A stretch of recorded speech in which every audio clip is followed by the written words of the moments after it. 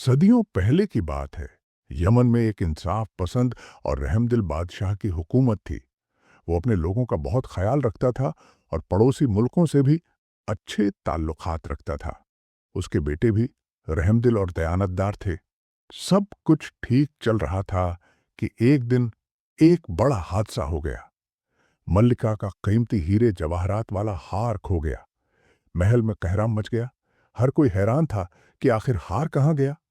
महल के चौकीदार ने हर जगह हार ढूंढा, नौकरों और खादिमों से पूछ गछ की, इनाम का ऐलान भी किया, लेकिन हार का कुछ पता न चला।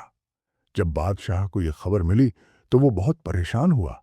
दरबार में सबको इकट्ठा किया और गरजदार आवाज में कहा, मुझे अपने नौकरों और खादिमों पर भरोसा है, मगर अफसोस, किसी ने नमक हरामी की है। जो शख्स हमें हार ढूंढ कर देगा, हम उसे इनाम से माला माल कर देंगे। बहुत से लोग आए और खादिमों से पूछ गछ की, लेकिन चोर का पता न चल सका। दिन गुजरते गए और उम्मीदें दम तोड़ने लगीं, लेकिन फिर दरबार में एक शख्स नमूदार हुआ। उसका नाम था शेख चिल्ली, और वो अपने साथ एक गधा भी लाया। सब हैरान रह गए। शेख चिल्ली ने एतमाद से कहा, बादशाह सलामत, मेरा ये गधा असल में जादुई गधा है। ये चोर को पकड़ सकता है। बादशाह चौंक उठा, मगर कैसे? शेख चिल्ली मुस्कुराया और राजदाराना लहजे में बोला, बहुत आसान तरीका है। सब नौकरों और खादिमों को इस गधे की दुम को हाथ लगाना होगा। ज्यों ही चोर हाथ लगाएगा, ये गधा जोर जोर से ढेंचू ढेंचू करने लगेगा। ये सुनकर दरबार में सरगोशियां होने लगीं। सब हैरतजदा थे।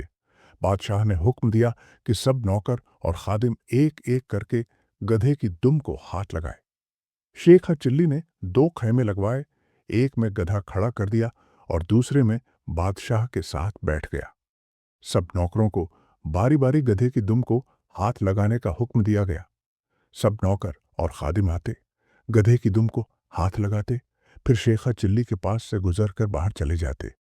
शेखा चिल्ली हर किसी के हाथ सूंघता और जाने देता।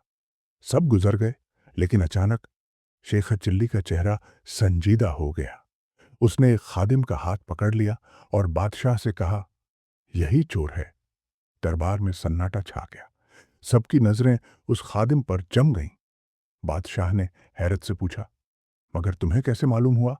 क्या गधे ने आवाज निकाली? शेख चिल्ली हंसा, बादशाह सलामत, ये गधा आम गधा है, कोई जादुई नहीं।